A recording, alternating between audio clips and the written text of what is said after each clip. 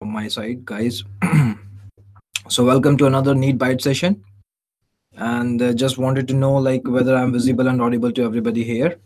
And yes, hi Meghna, good evening.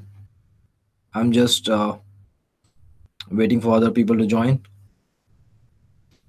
Okay, so let's just give a brief introduction for this chapter. So electromagnetic induction one we are going to we are going to discuss today, and electromagnetic induction. So this is one of the very important topics as far as NEET or JE is concerned. Anyway, this is for the NEET bite session. Okay, so probably one or two questions, probably two or three sometimes. Okay, so yes, like as far as numerical perspective, this is like a major one.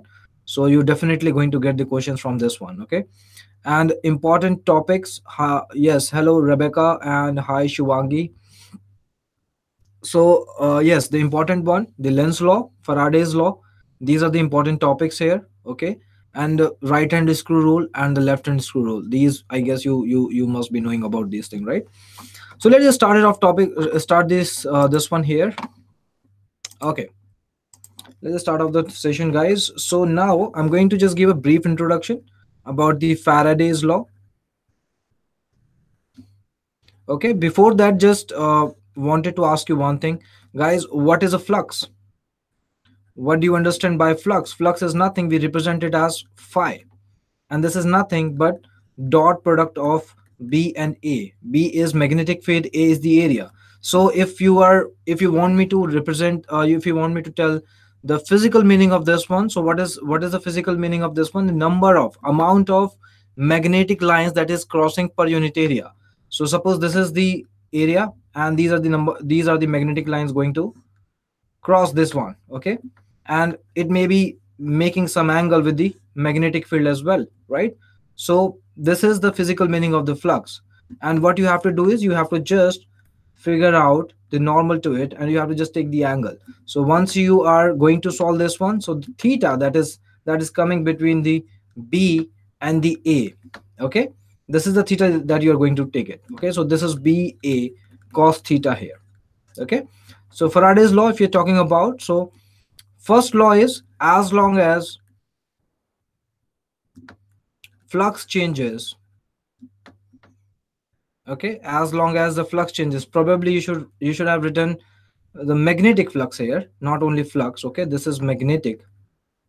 Okay, magnetic flux changes of a loop. Okay, then there will be an induced EMF. Okay, there will be an induced EMF. So that induced EMF, I'm going to write it here. The formula for this one is E equals to minus d phi upon dt. This is the EMF one. Okay, so yes, so what is happening? What is the significance of this negative sign? This negative sign tells us like whenever the induced EMF is being generated, so it is being generated in such a way it opposes the one which is creating it. That is what the lens has suggested. Okay, that's why we are going to put a negative sign here. This is the significance of the negative sign. Okay, so yes, so this is the one, and guys, on these basic on this one, we are going to discuss few questions on this, in today's session. Okay, so let's just start it off, guys. Okay, so an electron moves on a straight line path xy.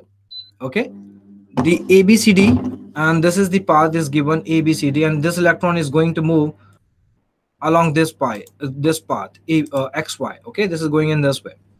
So what will be the direction of the current, if any, induced in the coil if the electron is going in such a way here? Okay, do you think that there will be some uh, induced EMF will be produced? If it is, then which of the following options are correct? So whether it's ABCD, the current will reverse its direction as the electron goes past the coil, or no current induced, or A, this is ADCB and this is ABCD. So which option do you think that would be correct? Yes.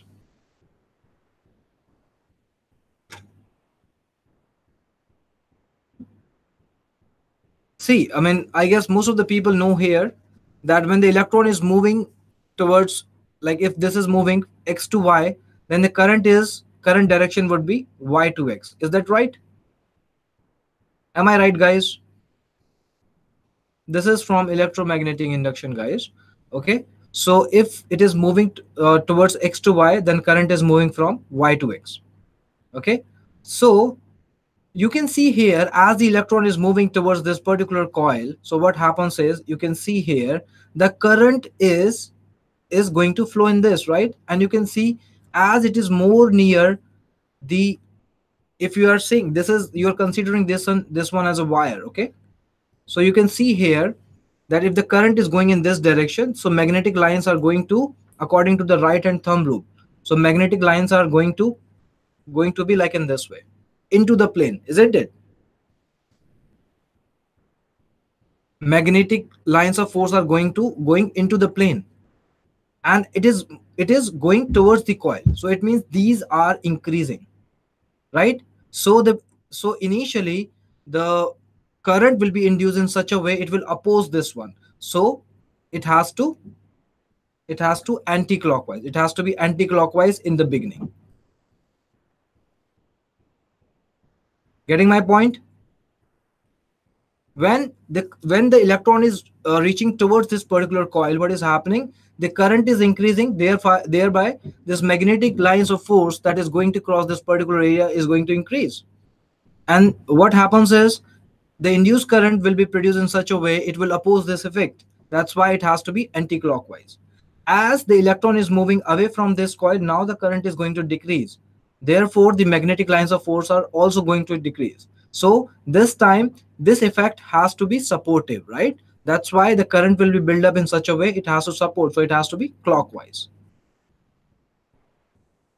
Okay. So initially, when it is approaching towards the coil, it has to be anti-clockwise, and whenever it is moving away from the coil, it has to be clockwise. So what is happening here? See, no option is going to be fixed. Somewhere it is clockwise, somewhere it is anti-clockwise, right? So if you see this option, the current will reverse its direction as long as electron goes past the coil.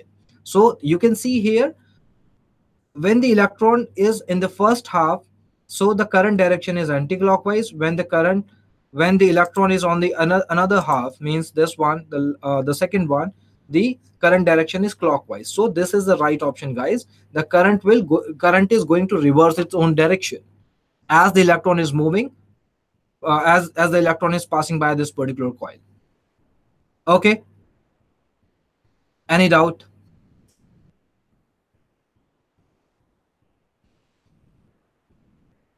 Okay, so now we are going to move ahead. Okay, guys, so this is the logic, this is what you have to put it on. Okay, now see, every question here, probably as far as this electromagnetic induction is concerned, you have to apply logics. Okay, without logics it's really hard for you to understand it, because this is all based on the Lenz law. Okay, so yes, this is something very simple, guys. I guess you all will be able to do that. There is a coil of resistance. R is given as 400 ohms, right? There is a coil and is placed in a magnetic field. I'm just making a rough, this is a magnetic field here, and we have just placed a coil inside it, right? So resistance of the coil is given as 400 ohms. If the magnetic flux phi, and I just forgot to tell you the SI unit of phi is Webers, okay?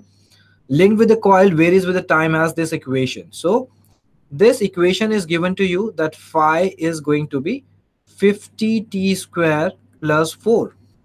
Okay, so what you have to do is you have to figure it out, the current in the coil after 2 seconds. So how would you do that? First of all, you have to figure out the EMF induced in that, because we know the resistance as well, right? So what is the EMF? That is minus d phi upon dt. So once you're going to differentiate this one, this is going to be 100 of t, and this constant will be coming out to be 0. So if you're calculating the EMF exactly at time equals to 2 seconds, so E is t equals to 2 seconds is going to be Okay, there would be a negative sign as well, but we are just considering about the mod. Okay, because current, it hardly matters whether it is moving anti-clockwise or clockwise, because we are not interested in that thing. Okay, so this is going to be 100 into 2, that is coming out to be 200 volts, right? So what is the current? Current is nothing, 200 upon R. What is R given to you? R is given to you as 400, right? So 400, so this is coming out to be 1 by 2, so 0.5 amperes. Okay, so guys, this is something very simple, right? So A has to be the correct one. Okay, now let's move ahead, guys. Yes, Shivam, if you have doubt, please you can ask me. The current I in a coil varies with the time as shown in the figure, the variation in the induced EMF. So here, this is a graph. Dekho, generally what happens here, graph based questions generally comes, okay, in the exam. So just keep a track of all that, because they will give you some, like this question. We'll just solve this one, then we'll just talk. Okay, so this is the current time graph, and they are asking you in the question, they're asking you like what would be the variation of the EMF with the time. Okay, how would you do that? So you know that, guys, here current I in the coil varies with the time as shown in the figure. So we do have a coil, okay, in which the current I is going to vary with the time, like in this way. This is the graph. So you have to figure out the induced EMF with the time variation. How would you do that? So guys, you know that phi is nothing but Li in this case, and EMF you are going to do, that is minus L di upon dt, right? So guys, if I ask you what is the slope in this graph, what do you call this one? This O, let me just call this one PQ. What do you call OP? OP here, what do you call this one? OP is nothing but a slope, and OP here is what? Nothing but di upon dt, isn't it? Right? OP is what? Di upon dt, right? So you can see here, as this slope is constant from 0 to t by 4, is that right? The slope is constant from 0 to t by 4, and it is positive as well. Okay, but if I'm going to put this thing as positive, the overall result is coming out to be negative, right? Which option according to you for the first t by 4 is going to be correct? See, this we need to discard, because these are like, it has to be constant because slope is constant, but it has to be negative for the t by 4. That's why this portion is absolutely fine. And what is happening from P to Q, there is a constant line, so there is no slope. The slope is 0. That's why the EMF induced here is coming out to be 0. And after that, once you are putting the negative slope value here, the overall result is coming out to be positive. That's why we're going to choose this one. So A is the right answer. Right? So I mean, no need to apply so, like, big mathematics here. You just figure out the option and discard as much as you guys can. Okay, so this will definitely going to help you, like, to do faster, to produce the result faster. Okay guys, so now another question. There's a thin semicircular conducting ring PQR of radius r is falling with a vertical plane, falling with its plane vertical in a horizontal magnetic field.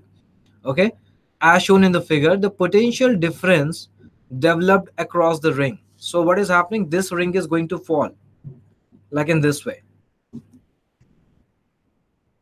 Okay, this is going to fall like in this way with a velocity some v. Okay, and it has a radius r, small r. So you need to tell what would be the potential difference developed across this PR. Yes. So guys, you know that whenever a length of rod is going to move with some velocity, right? Like v in a magnetic field. So if somebody asks like what would be the EMF? So you just write BLV, right? So here L is nothing but a length vector. It is not simply, you should not take on all the length, right? It is just the shortest length that you have to take. So if I'm asking you what would be the EMF, EMF is going to be B What is the L here? That is 2r, and velocity is v. So obviously the EMF is coming out to be 2r BRV. So this option is going to match, but we need to just check it whether R is at the higher potential or not. How would you check this one? Anybody?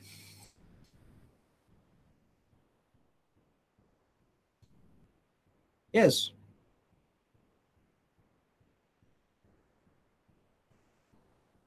So, okay. So you can see here, if you are applying the right hand screw rule here, right hand screw, or sorry, right hand, yes, right hand thumb rule. So what you have to do is, okay, this is the right hand. Okay, so you can see here the velocity is downwards, magnetic field is going to be here, so my thumb is going to be coming in this direction. So this is my thumb direction. Okay, here is the nail, this is the one. So one the tip one, this portion is going to be positive, this is going to be negative. Okay, so you can see here the R would be at the higher potential as compared to the P1. So this is the thing, guys. I mean, there are other methods as well, like Meghna has solved B into dA by dt. That is another thing. Say you guys can solve it from that method as well, but this is another method, guys. This is how you can do it. Okay, so obviously the 4 has to be the D option has to be the right one. Okay, now there is a magnetic flux through a circuit of the resistance R changes by the amount delta phi in time t, delta t. So magnetic flux delta phi is, this is the change in the magnetic flux in delta time t, right? This is the change in the flux in delta time t. Total quantity of the electric charge q that passes any point in the circuit during the time delta t. So how would you do that? I can write this one as E equals to delta phi by delta t. I'm just concerned about the mod. Okay, I'm not going to take up the sign and all. Okay, so, and I can write E as I into R, right? So delta phi is equals to, I can put this one as, you just multiply delta t here, I into delta t R, right? And this is what? This is nothing but the charge flowing in that particular time, right? So I can write this one as Q, right? So my Q is coming out to be delta phi upon